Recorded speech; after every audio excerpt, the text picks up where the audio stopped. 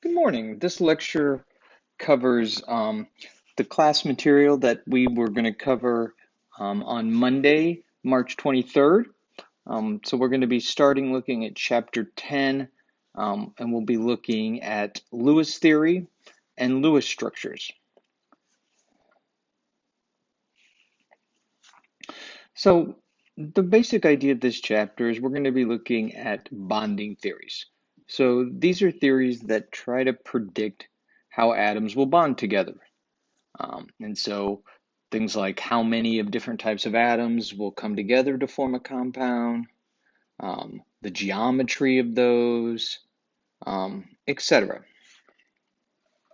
And so what the theories try to allow us to do is to have some way to predict these combinations and to predict ultimately their three-dimensional structure. So for example, we might look at why water exist as H2O, right, and not H3O. Now, while some of these theories can be used to look at ionic compounds, we are not going to do that in this course. We're going to focus pretty exclusively on covalent or molecular compounds, right, such as water. So the two main theories that we'll be looking at are Lewis theory and something called Vesper theory. So in today's lecture, we'll talk about Lewis theory, and then in the next one, for material that was for 325, we'll be talking about Vesper theory. So Lewis theory is named after an American chemist, G.N. Lewis, who developed it in the early 1900s. And he used a fairly simple representation to look at the electrons that were important in the bonding of a structure. Now, if we remember from last chapter, we looked at electrons in an atom, and we divided those electrons into two different types. We had valence electrons, or the outer electrons, and we had core electrons, or the inner electrons. So in Lewis theory, we look exclusively at the valence electrons because those are really the electrons that will be important in the bonding. Those will be the ones that will be shared when we create bonds that we'll look at. And so Lewis's theory resolved around this idea, and he used simple dots and or lines to represent the electrons around a molecule. Now, it turns out that these structures, while it's a very simple process, have a pretty powerful predictive power and actually giving us a pretty good idea of what molecules exist and what their structure is going to be.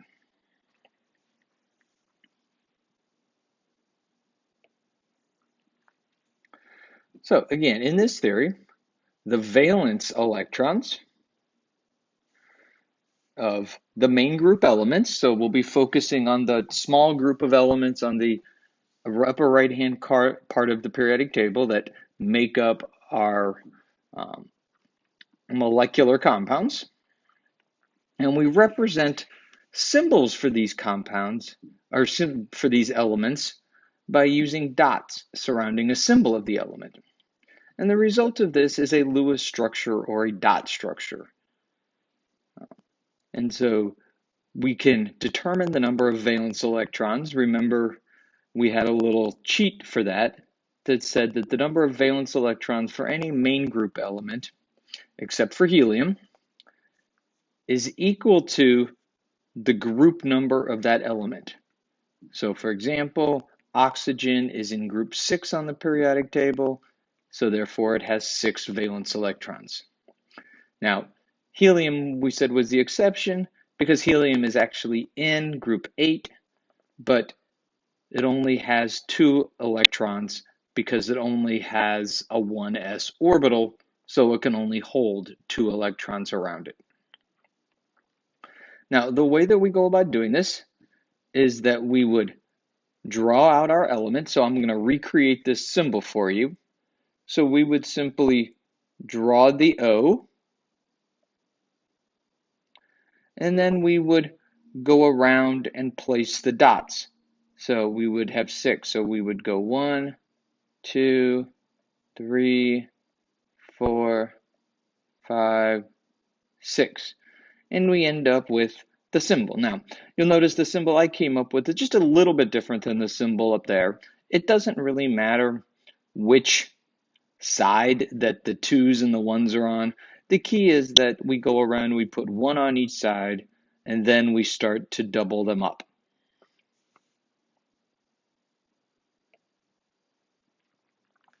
So each of these dots represents a valence electrons. And we only put a maximum of 2 on each side.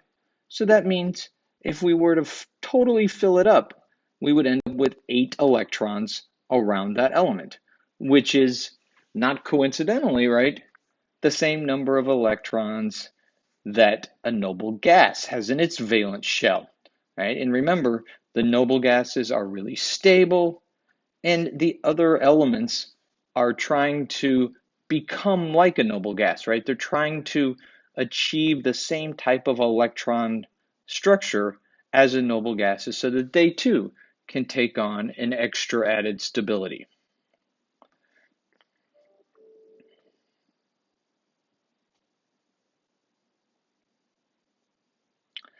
So if we look at the first or the second period of the periodic table, and we kind of look at their Lewis structures, we can see how they vary.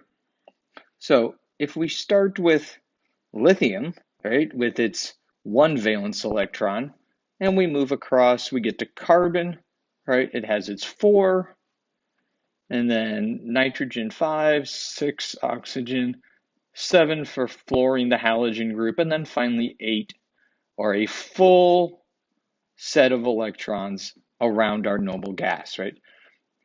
Again, this comes back to something that we'll repeat over and over again, and that is this magic number of 8 valence electrons that give stability, right? We refer to this as the octet. And so when we build Lewis structures eventually for molecules, we will follow the octet rule. So in other words, we will want atoms to have 8 electrons around them to give it that added stability.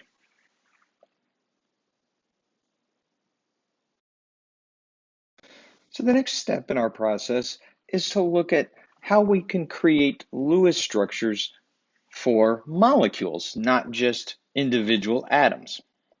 So when we have a molecule, of course, we will have chemical bonds, right? The atoms within that molecule will be chemically bonded to each other. And we learned in the past that we can have 2 types of bonds. In an ionic compound where the electrons are transferred, creating ions, we have an ionic bond. And in molecular compounds, where the electrons are shared in that bond, we call that a covalent bond, right? So that is where we have 2 electrons shared between 2 atoms in our molecular compound. Now, as I said, we will be focusing on covalent bonds in molecular compounds. While the chapter does look at ionic bonding or Lewis theory for ionic bonding, we will pretty much ignore that section in the chapter. I think that's section 3. And we'll focus almost exclusively on covalent bonding. Now, as observed before, an octet gives us a particularly stable structure so that when we build these compounds, our guiding principle is that each atom within our molecule will want to have 8 valence electrons around it. And so, as the octet rule states, in chemical bonding, atoms will transfer or share. So transfer would apply to ionic compounds and share would apply to covalent bonds, electrons to obtain an outer shell with 8 electrons. Right? So that's what we call the octet rule, and it's really our guiding principle as we create Lewis structures. Now, of course, there's always some exceptions, and the notable exception here is hydrogen. So when we have hydrogen in our compounds, that it will only have 2 electrons and not 8. So it has what we call a duet instead of an octet because it doesn't have enough orbitals, right? It's too small to fit all of those electrons, right? It only has a 1s orbital because it's in the first period, and so it can only hold those 2 electrons. So it will not want to have an octet. It will just want to have a duet, and that will make it perfectly stable. So if we turn our attention to these covalent compounds, and so a little bit of review, right? Well, we have molecular compounds, right? Remember, these are the compounds that are made of only nonmetals. So things like water and carbon dioxide, etc. And the bonds within these compounds are what we referred to a minute ago as covalent bonds, right? Where 2 electrons are shared between the atoms that are bonding to each other. In Lewis theory, we represent this covalent bonding by allowing the neighboring atoms to share their valence electrons with each other in order to get up to that octet. So one of the things that we can remember is that each time an atom bonds, it adds 1 electron to its valence shell. So if an atom has, say, 6 electrons, 6 valence electrons, if it makes a bond, it shares one of the electrons with something else, and that other atom shares one of its electrons with it. It would gain 1 electron by that sharing and move from 6 to 7. So each time an atom makes a bond, it's going to add 1 electron to its valence shell.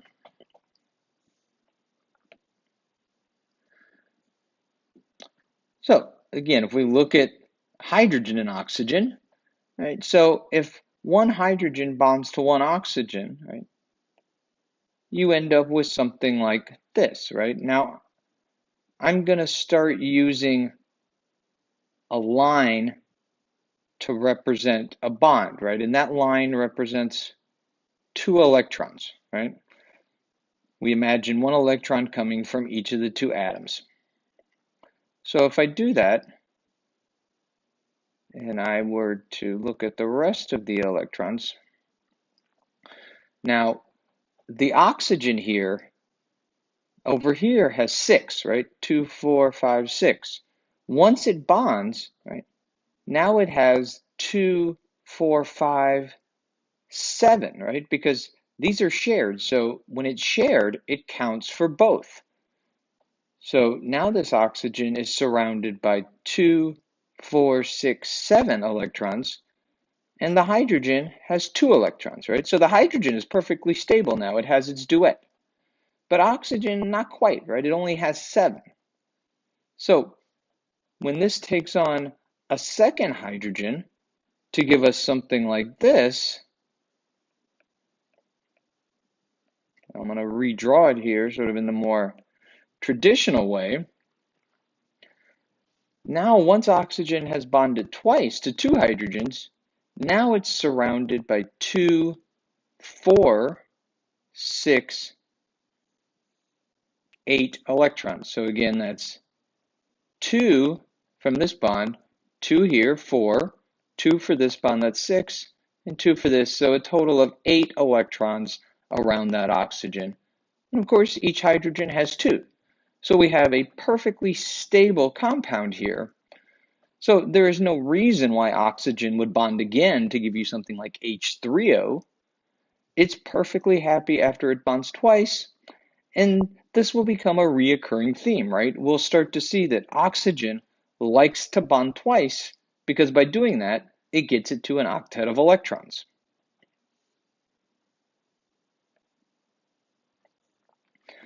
Now, if we kind of look at this again, this is just reiterating something that I've already talked about, and that is the fact that these shared electrons here and here count for both atoms, right? That's the point of them being shared, right?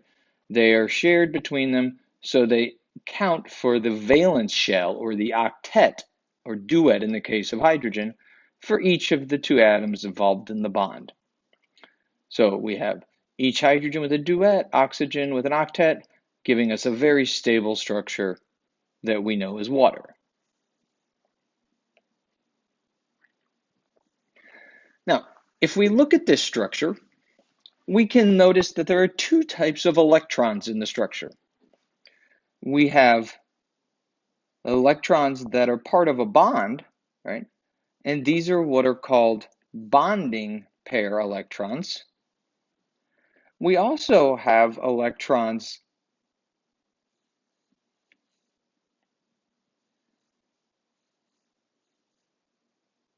here,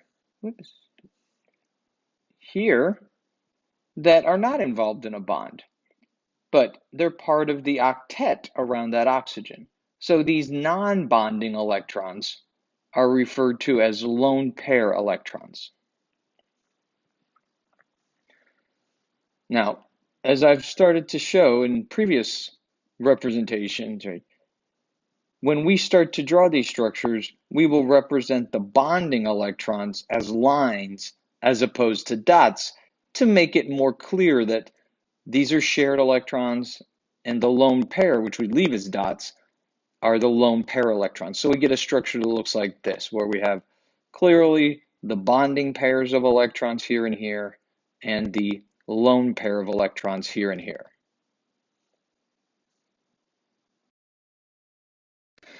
So this idea of bonding to get to an octet helps us explain some different ideas that we've seen. So one of those is the presence of these diatomic molecules. So why are things like chlorine and oxygen and so forth, why are these present or stable as a group of two atoms as opposed to single atoms? Well, if we start to look at the Lewis structure, that becomes a little more clear. So, for example, if we look at chlorine, it has 7 valence electrons. So we have 7 valence electrons here. So it needs 1 to get to its octet. Well, it can easily create a stable structure with 8 valence electrons by simply bonding with another chlorine atom to give us a structure that looks like this, where now each chlorine has 2, 4, 6, 8 electrons around it, making it much more stable than this single chlorine atom with only 7 valence electrons. So this would be the same that we would see for the other halogens. We see this in hydrogen, where it has just 1 valence electron, but by bonding, both hydrogens can have a duet, and so H2 is the stable form. Now, what about things like oxygen and nitrogen, which also form diatomics? Well, as I just said, oxygen has 6 valence electrons, so it wants to make 2 bonds. Well, it can't always make 2 bonds with 2 different things. Okay? So atoms have the ability to share more than 1 pair of electrons with each other. So when this oxygen comes together with another oxygen, it can share 1 pair of electrons like it does here. Now, this doesn't give us terribly stable, right? We could draw one of them with an octet, but the other one wouldn't have one. But what if this oxygen then shared a second pair of electrons with that other oxygen atom?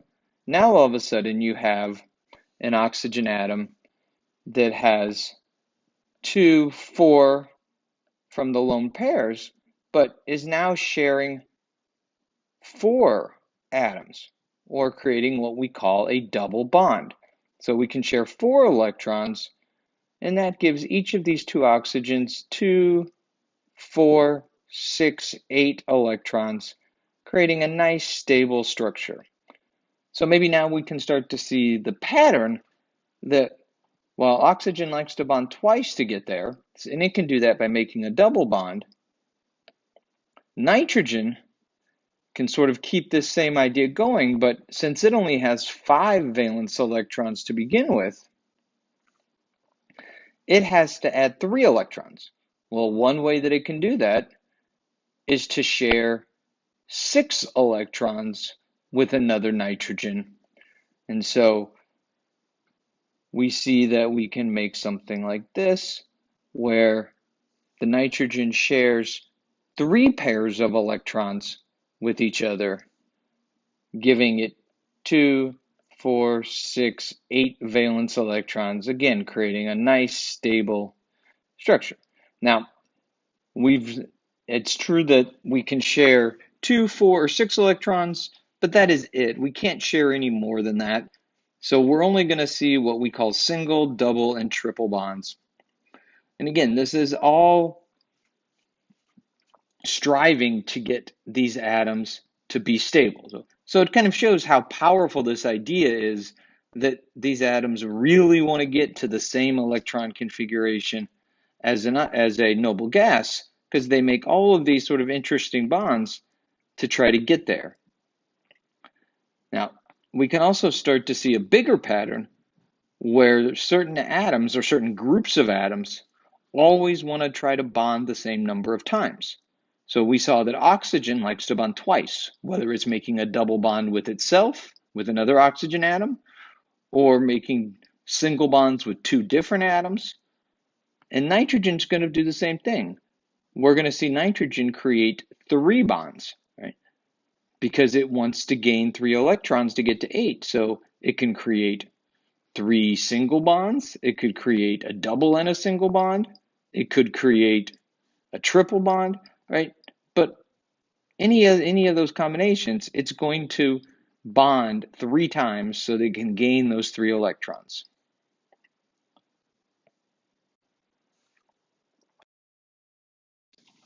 So now we've come to the point of the lecture where we're going to go through a general method that we can use to create a Lewis structure for a compound.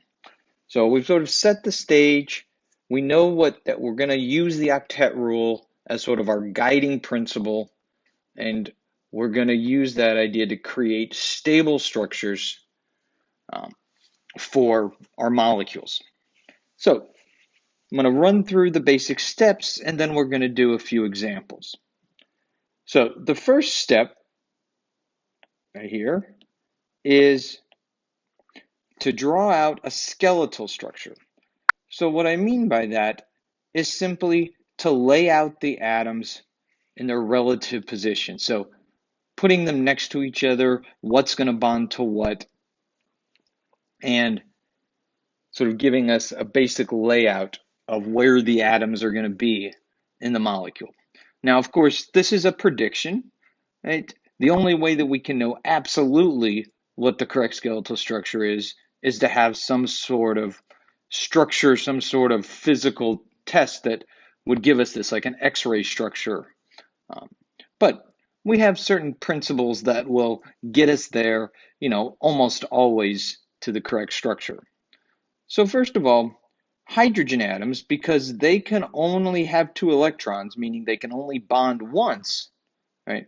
Hydrogen atoms will always be what we call terminal. They will always be on the outside of the molecule. They will only always bond once.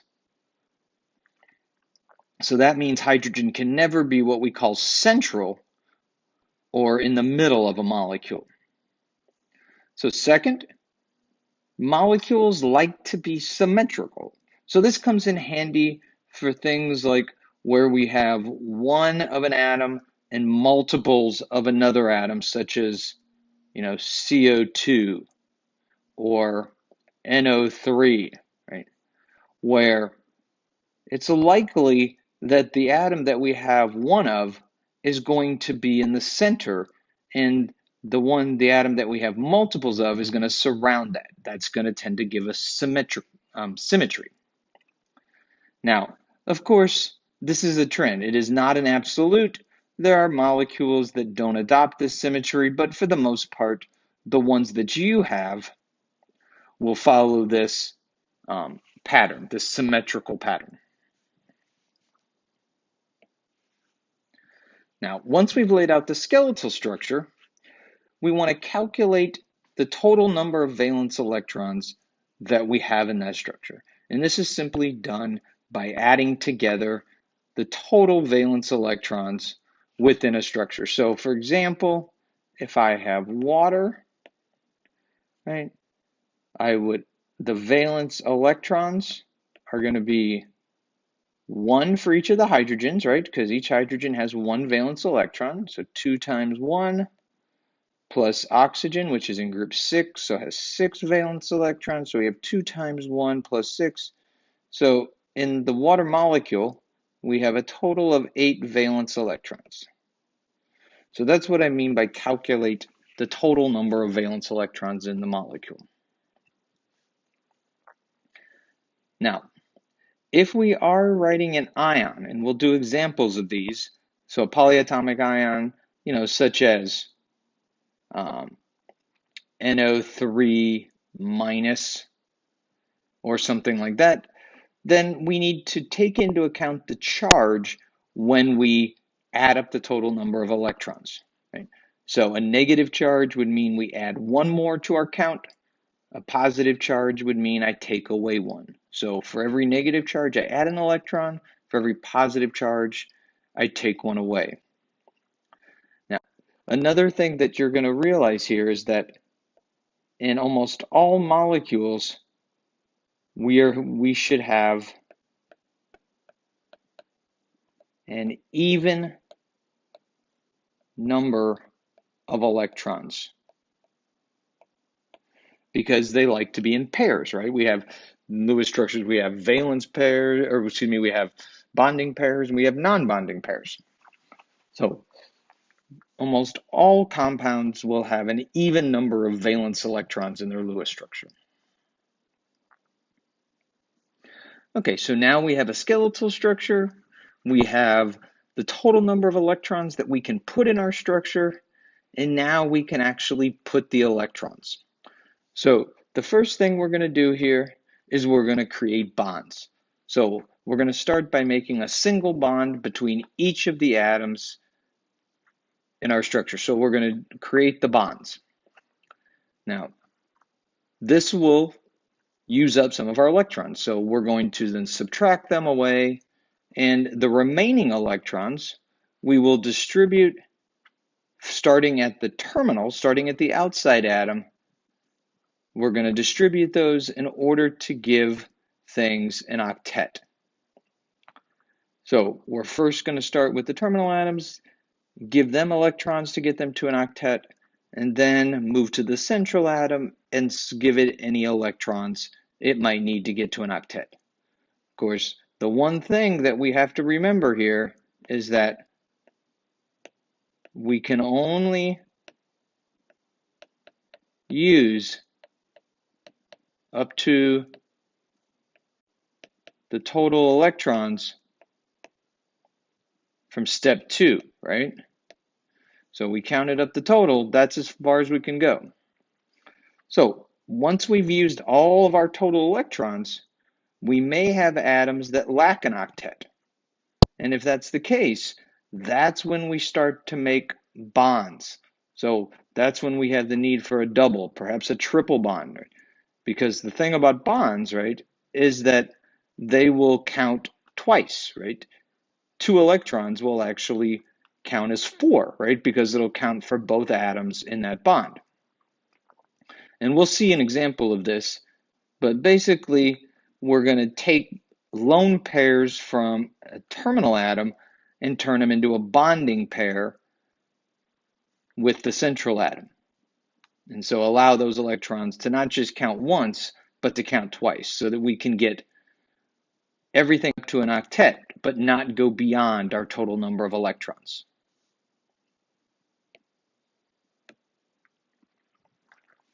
So let's look at an example. So we're going to walk through the structure of CO2. So step 1, draw out the skeletal structure. So we're going to follow symmetry, and we're going to place our carbon in the middle and our oxygens on the outside, the terminal positions. We're going to then do step 2. We're going to calculate the total number of valence electrons. So carbon, remember, has 4 valence electrons, being in group 4. Oxygen has 6. Since we have 2 of them, we have 2 times 6, or 12, and 12 plus 4 gives me a total of 16 electrons that we're going to have in our structure. So that means when I build the Lewis structure of CO2, I can only have a maximum of 16 electrons. So here we go. So first, we create the bonds. So we put 2 electrons between this CO, we put 2 electrons between this CO, and we make our bonds. So this used up 4 of our 16. So that means if I'm going to keep track over here, I like to do this, so we're going to keep track. So I started out with 16, and we're going to subtract the 4, and that means that I have 12 electrons left. So now I'm going to start at the terminal atoms to give an octet. So I have 12 electrons left. If I look at this, right, this oxygen needs 6 more, right? It has 2 from the bond, so it needs 2, 4, 6 more to get to 8. This one also needs to get to 8. So we have 6 that we can put here, 2, 4, 6, and we have 6 that we can put here, right? So that used 12 electrons. So by putting those 12 electrons in, I ran out of electrons. Now, I still need to check the carbon to see if it has 8 valence electrons, right? Now, if I look at this carbon, we'll see that it only has 2 4 electrons in its Lewis structure. So it does not have an octet. Well, that means we don't have a very good structure. So remember, if we run out of electrons and not everything has an octet, that's when we start to create multiple bonds. So again, the way that we do that is that we move a lone pair from an external in to create a bond. So we move that lone pair, it becomes a shared pair or a bonding pair. And we create this double bond. And that allows this oxygen to now have 2, 4, 6, 8. Now, we needed to do that twice because we needed 4 more electrons here. So we did it once, that would give it 6. We do it twice, that gives it 8. So we're going to do the same thing on the other side. Now, you might ask, why don't we move another one over here and make a triple bond and a single bond? Now, we could do that, and that would be a valid structure, but it turns out that this is the better structure, maybe for symmetry reasons, you might think. So the bottom line is we create a structure that looks like this. And if I were to draw this out with the lines, we would end up like this. So we can see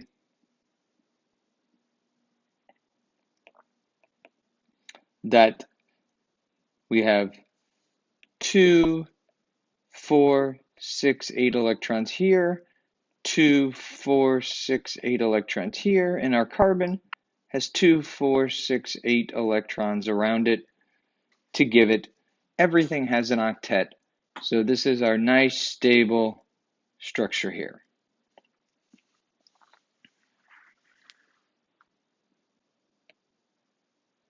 Now, we can do one more example here for right now, and that is, let's try one with an ion. So, as we said, the only difference when we do a polyatomic ion is that we need to adjust for the charge. So, we're going to adjust for the charge by adding for a negative charge or subtracting for a positive charge. Now, the one other thing that we're going to do here is, in order to represent the charge, we're going to draw our structure, write brackets around it, and then put the charge outside the brackets on the upper right corner. And we'll see what that looks like when we do our example here.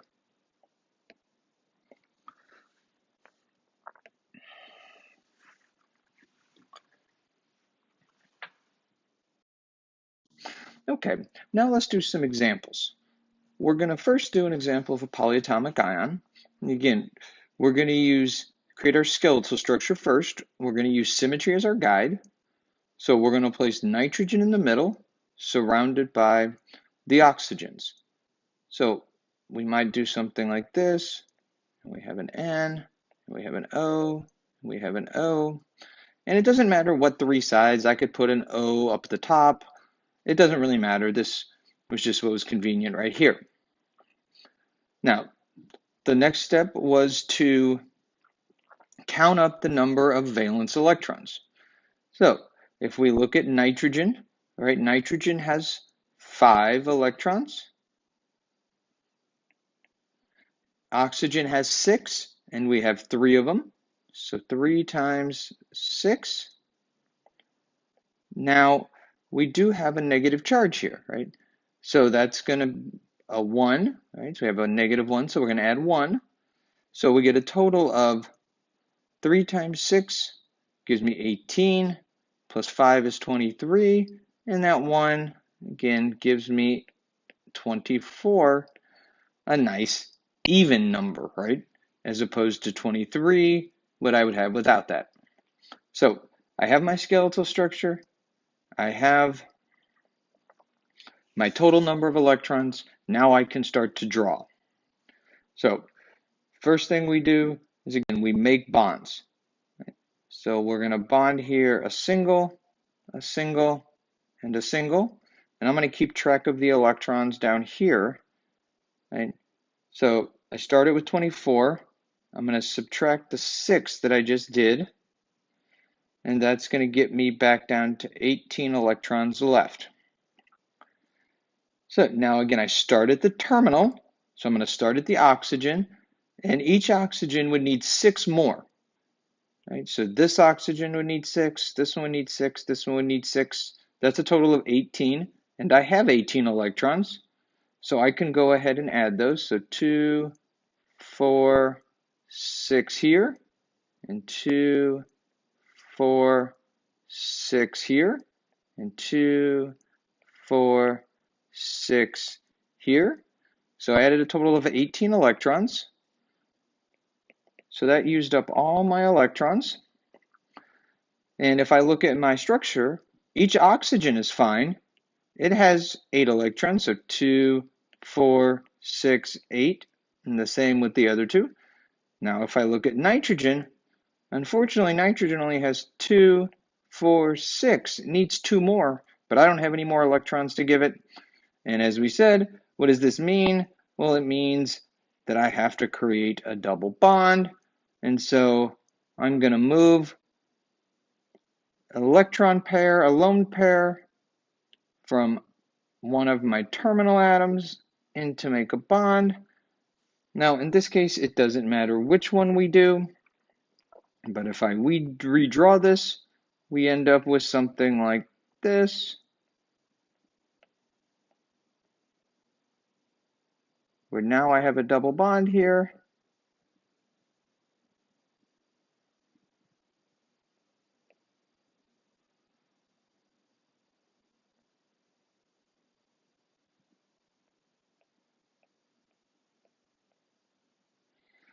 Representing my 24 electrons, and now nitrogen has 2, 4, 6, 8, and the oxygen still all have 8, so I'm perfectly good. Now, the last step to remember for an ion, right, is that we have to show the charge. So the way that we do that is, again, we surround it in brackets, and we put the charge on the outside upper right of the bracket. And so this would be my completed Lewis structure for this ion.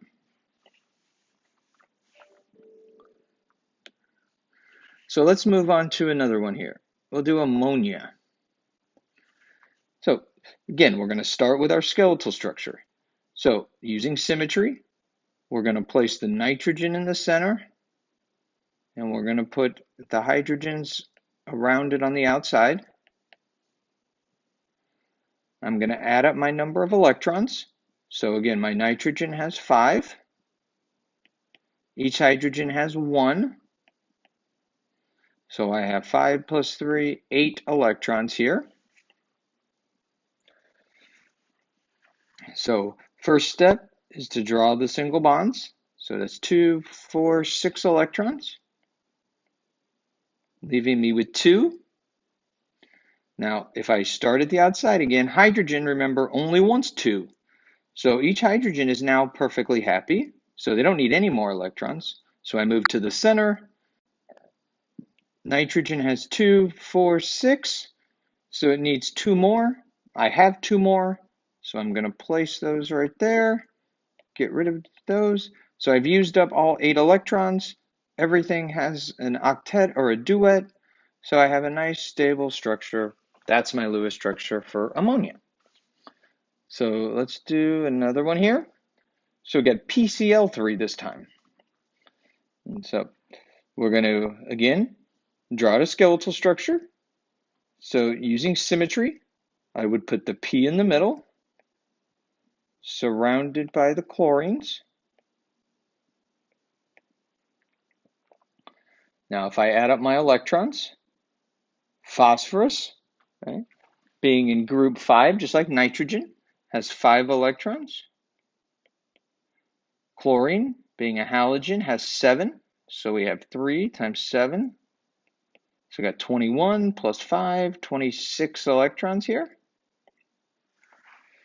So if I start adding them, I put my bonds in first, make my 3 bonds.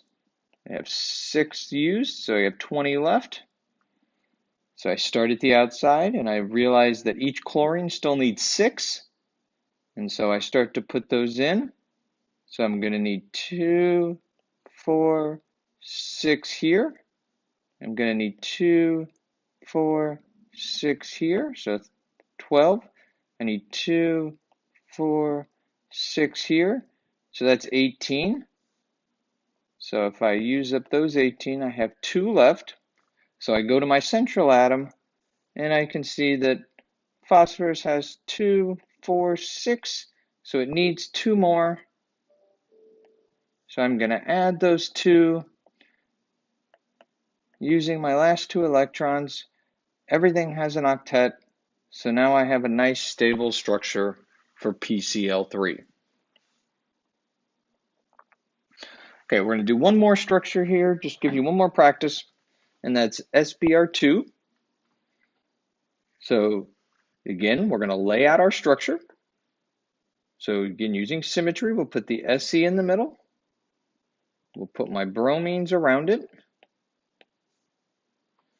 So if I think about electrons, I have 6 for the selenium, right? It's in the same group as oxygen, plus 7 for each of my bromines, right? That's a halogen.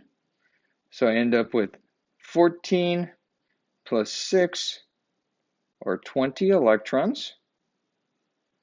So I put in my bonds. So that used up 4, giving me 16. If I start at the outside, each bromine has 2. They need 6 more to get to 8. So that gives me a total of 12 that I need to put in here. I clearly have at least 12 electrons left, so I'm going to go ahead and put those in. So that used up 12. Means I have 4 more to put in. So I move to selenium, and I can see that it has 4 electrons. So it would like 4 more. And we have 4 more. So no need to make any more bonds. I just simply need to put those 4 electrons into the structure, giving selenium 8 that use my last 4 electrons. So I have 20 electrons in my structure. Everything has an octet. I have a nice stable structure for SEBr2. So those are a few examples of structures. And of course, if you look onto Talon, you'll notice that you have an assignment that's due next week that has to do with drawing lots of electron structures. So that's due on the 2nd.